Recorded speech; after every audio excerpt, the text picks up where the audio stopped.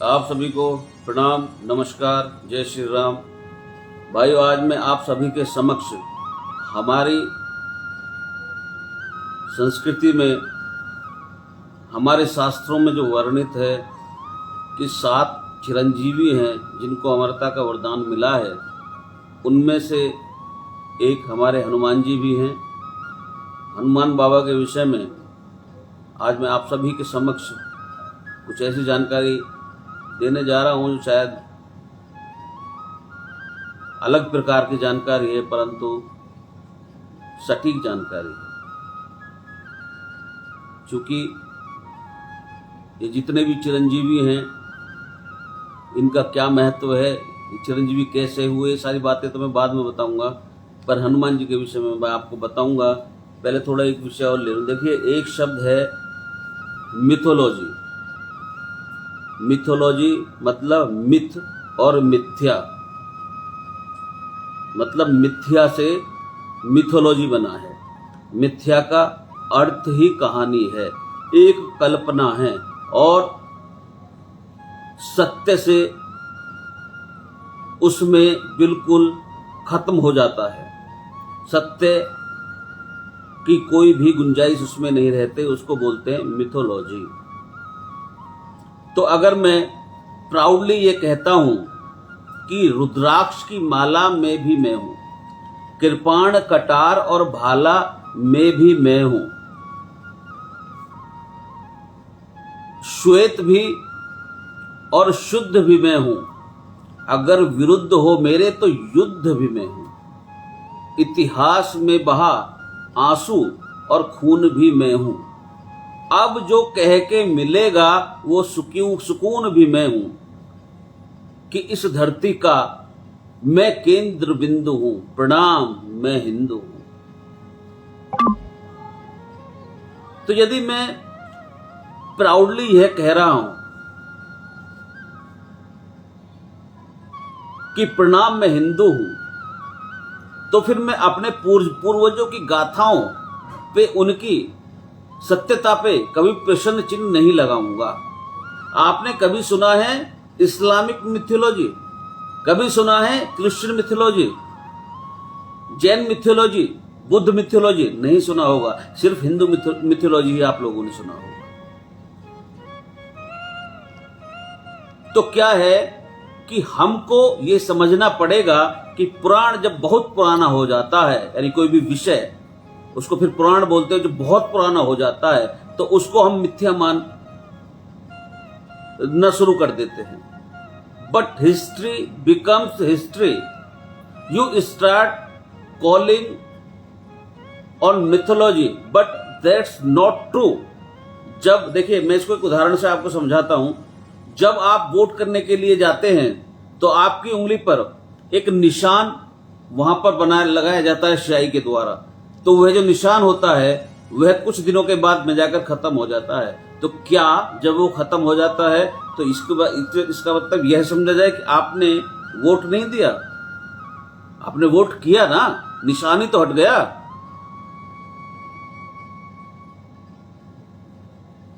तो भाइयों, जब हम बोलते हैं इन सब चीजों को, जब किसी बारे में हमें नहीं पता होता, जानकारी अधूरी होती है, तो हम कह देते हैं भैया भगवान जाने, हमें क्या पता ये है या नहीं है। और देखिए भाइयों, हम पहले भी थे, कितने पहले जन्म हो चुके हैं, हम आज भी हैं, हम आगे भी रहेंगे। ये भगवान योगेश्वर श्री कृष्ण गीता में कहा है। हमारे कितने जन्म हो चुके हैं, कितने होंगे, वो हम नहीं जानते, परंतु ऐसा होता है। तो भाइयों, मैं इन सभी बातों पर मैं इसको एक नया नाम दूंगा, सत्यलॉजी मानता हूं। इसमें कोई संदेह नहीं है। वो तो विद टाइम हम लोगों को इस तरह से चैनलाइज कर दिया गया है, सिस्टमेटिक सारी चेंज करने के लिए इतनी मेहनत की गई है। देखिए, मेरा ऐसा मानना है कि पहली बार जब यूरोपियन और वेस्टर्न कंट्री से लोग यहां पर आए होंगे, तो उन्होंने यहां पे क्या देखा होगा? सबसे पहले यहाँ पर गुरुकुल की बहुतायत थी। हर गांव में गुरुकुल था, चाहे उसमें पढ़ाने वाला एक अध्यापक हो, चाहे बच्चे 5 हो, लेकिन हर ग्राम में गुरुकुल था। तो उन्होंने देखा होगा गुरुकुल में बच्चे बैठे हैं और वो बच्चे संस्कृत के बड़े बड़े श्लोकों को बोल रहे हैं और अर्थात के बाद में उसका अर्थ भी समझा रहे हैं, और लिखना उन पे आता ही है। तो उसके बाद उन्होंने कंपेयर किया होगा अपने बच्चों के साथ ऑफ द सेम एज। तो उन्होंने सोचा होगा कि हमारे बच्चे तो A for apple, B for ball, C for cat, D for dog सीख रहे हैं उसी उम्र में, और यहां का बच्चा इतने बड़े बड़े श्लोक सुना रहा है। यह तो पता नहीं क्या क्या क्या कर ले रहा है और आगे चल के क्या क्या करेगा। अब भाइयों, इसके 2 ही तरीके हैं। किसी भी चीज के लिए उसको यदि हटाना है तो उसके 2 ही तरीके हैं। या तो अपनी लाइन बढ़ा सकते हैं आप, या इतनी मेहनत करके अपनी लाइन उससे बड़ी खींच सकते हैं, या बेईमानी करके, दुष्टता करके उस लाइन को छोटी कर सकते हैं। एक तरीके से जैसे ब्रिटिश हुकूमत ने किया, लाइन हमारी छोटी कर दी, बर्बरता भरा व्यवहार किया गया और हमारी लाइन को छोटी कर दिया गया, और हम सब कुछ जानते हुए लेकिन फंसे हुए थे ना क्रूतियों में। वही तो आज भी है चीज, अपनी लाइन को हम लंबा रख नहीं पाए सुरक्षित। तो फिर वो हमको धीरे धीरे उन्होंने समझाना शुरू किया कि मॉडर्न मतलब हम, यानी उनके लिए तुम लोग नालायक हो। और कुछ लोगों को जो नालायक थे ये बात समझ में आ गई कि हां, हम नालायक हैं। तो फिर ये जो पद्धति चली, A for apple, B for ball, C for cat, मैं इस बात से एग्री करता हूं कि इंग्लिश आना, it is very important to know English, not to stand in the global platform to describe yourself, to prove yourself. इसमें कोई संदेह नहीं है। पर यह कहां लिखा है कि आपको एबीसीडी सीखने के लिए A for apple, B for ball ही सीखना है। ये सिस्टमेटिकली सिखाते सिखाते हमको जी फॉर गॉड सिखा के चले गए। आज चलन हो गया, आपने देखा भी होगा, यदि कोई आश्चर्य भरी बात हो जाती है तो हमारे मुंह से लोगों के मुंह से क्या निकलता है? Oh my God. देखा है ना? अगर आपको एबीसीडी ही सिखाना है वहां खड़ा करने के लिए, तो आप ए फॉर अग्नि सिखाइए, ए फॉर अंबा, अंबे, अंबालिका सिखाइए।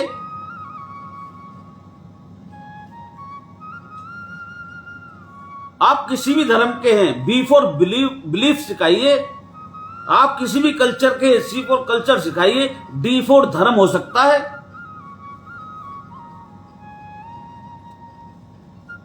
डी फॉर डॉग तो वह खुद पे खुद सीख ही जाएगा बच्चा। ये क्यों हो रहा है? ये बच्चों को दिखता है। अगर नहीं भी दिखता है तो हम दिखाते हैं, एप्पल दे के समझाते हैं, ये एप्पल है, ए फॉर एप्पल। हमको आगे इस बात का ध्यान रखना चाहिए कि मेरे बच्चे को नहीं देखकर सीखना है ये सब चीजें। उसको आज से बेहतर आता था, पहले भी आता था, इसलिए ग्लोबल मैं आपको इसका उदाहरण देता हूं। ग्लोबल प्लेटफॉर्म पे हर जगह हम शीर्ष नेतृत्व पर बैठे हैं, चाहे फेसबुक हो, चाहे गूगल हो, वो सब हमारे हैं। ये इस बात को वो लोग डिनाई भी नहीं कर सकते, और हम एक्चुअल में इसके लायक हैं भी। यही हमारी संस्कृति है। वो डिनाई इसलिए नहीं कर सकते क्योंकि ये प्रूवन है ऑल ओवर द वर्ल्ड। तो वैसे ही सीखते सीखते फिर हम कहां पहुंचते, ई फॉर एलिफेंट सिखाते हैं। भाइयों, ई फॉर एक दंत सिखाओ। जब बच्चा पूछेगा एक दंत क्या होता है, तो आप बताना एक दंत भगवान श्री गणेश होते हैं, उसे गणेश जी की कहानी सुना देना। एफ फॉर फैन सिखा रहे हो, फैन मत सिखाओ, खुद सीख जाएगा। जब इंजीनियरिंग क्लास में जाएगा खुद सीख जाएगा। आप एफ फॉर फेथ सिखाओ। जी फॉर गॉड सिखा रहे हो, तो गॉड जब सिखाना जब आप जीसस को मानने वाले हो, जब आप कन्वर्ट कर देते हो, जब जी फॉर गॉड उसे सिखाना। नहीं तो जी फॉर गणेशा सिखाइए, जी फॉर गुरु नानक सिखाइए। भाइयों, ये दूसरी साइड पर मैं आ गया, भावुक हो गया। एक्चुअली मुझे बताना था हनुमान जी के विषय में ना हो, ये फिर मैं बाद में लूंगा। अभी मैं इसका मोरल ऑफ द स्टोरी ये है कि बच्चों को सही यदि बचपन से ही संस्कार दिए जाएं, उनको उस दिशा में मोड़। बहुत पहले से हमारी जो शिक्षण पद्धति रही, शिक्षा पद्धति रही है, वो बहुत नंबर 1 पे रही है। Now I come to the point. Hanuman जी,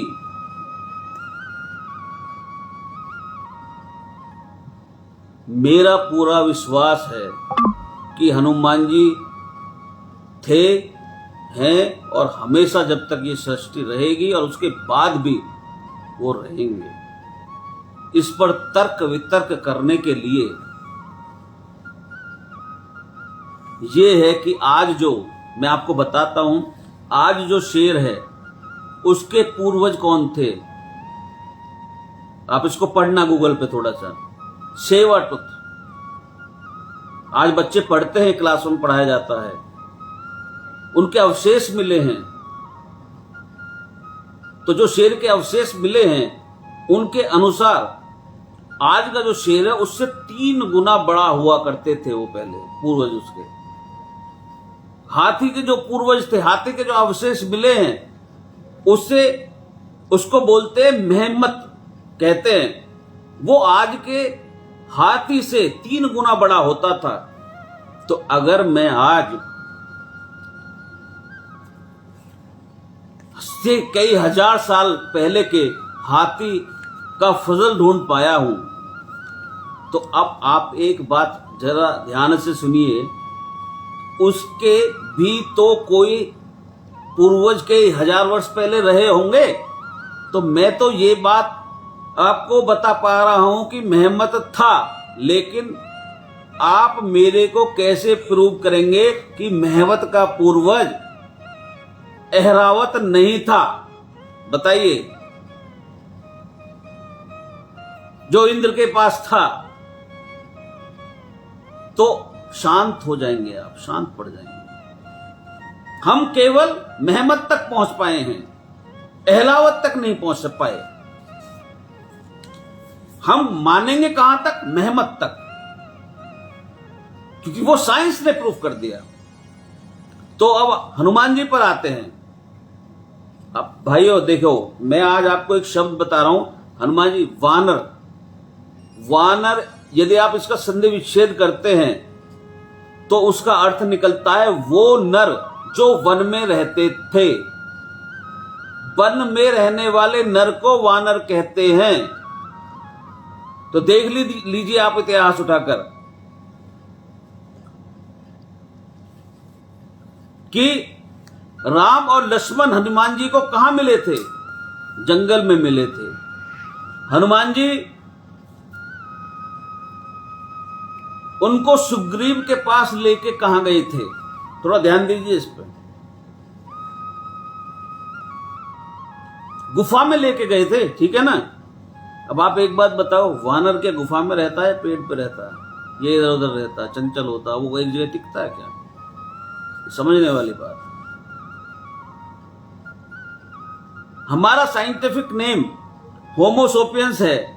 ये हमें पढ़ाया गया है कि हमारे पूर्वज बंदर हैं, लेकिन क्या आज प्रेजेंट में बंदर में क्या सिर्फ एक ही प्रजाति है?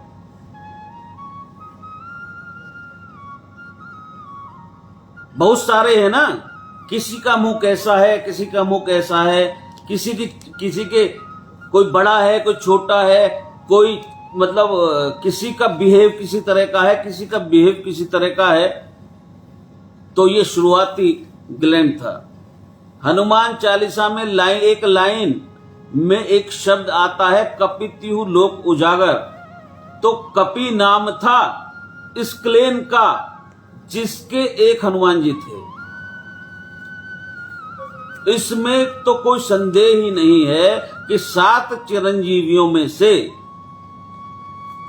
एक हमारे सर्वाधिक पूजनीय, मेरे इष्ट, और देखिए राम और कृष्ण दोनों से मिले हैं वो, तो स्वतः ही सिद्ध हो जाता है कि वो चिरंजीवी हैं, एक युग से दूसरे युग में आ गए।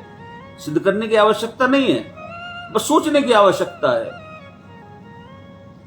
सर्वाधिक पूजनीय कलयुग में, या कोई भी युग रहा हो, आप उठा के देखिए, लोग कहते हैं कलयुग, कौन से युग में हनुमान जी की आवश्यकता किसको नहीं हुई? हनुमान जी के बिना कोई कार्य सिद्ध हो ही नहीं सकता। तो मैं आपको अब लास्ट में 7 चिरंजीवी, और देखिए जो विभीषण के बारे में लोग बोलते हैं कि घर का भेदी लंका डाहे, और भी कई चीज की जो बातें आती हैं वो मैं आपको कल बताऊंगा। बहुत सारी भ्रांतियां, कुरीतियां इस देश में फैली हुई हैं, जिनसे मुझे बड़ा वो होता, कोई सोचता नहीं किसी विषय में। हनुमान जी की पूरा प्रमाण दूंगा मैं आपको कि हनुमान जी है या नहीं। अश्वत्थामा का प्रमाण दूंगा मैं आपको, विभीषण का प्रमाण दूंगा मैं आपको। तो मैं पहले आपको अब लास्ट कर रहा हूं, 7 चिरंजीवियों के आपको नाम बता देता हूं, वैसे तो पता होंगे आपको, फिर भी बता देता हूं। एक हमारे हनुमान जी थे, हनुमान जी हैं, एक अश्वत्थामा, एक परशुराम जी, एक कृपाचार्य हैं जो अश्वत्थामा के मामा हैं, फिर एक राजा बलि हैं जिसके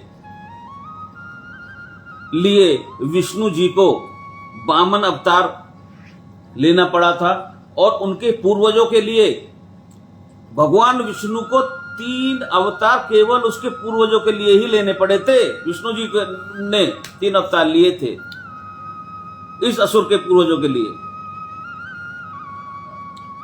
और छठा विभीषण, और 7वां वेदव्यास, जो कि महाभारत जिन्होंने लिखी थी। इन 7 में से 6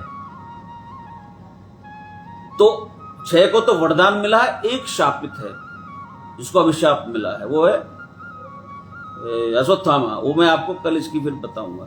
जय श्री राम, जय जय श्री राधे, जय जय श्री राम।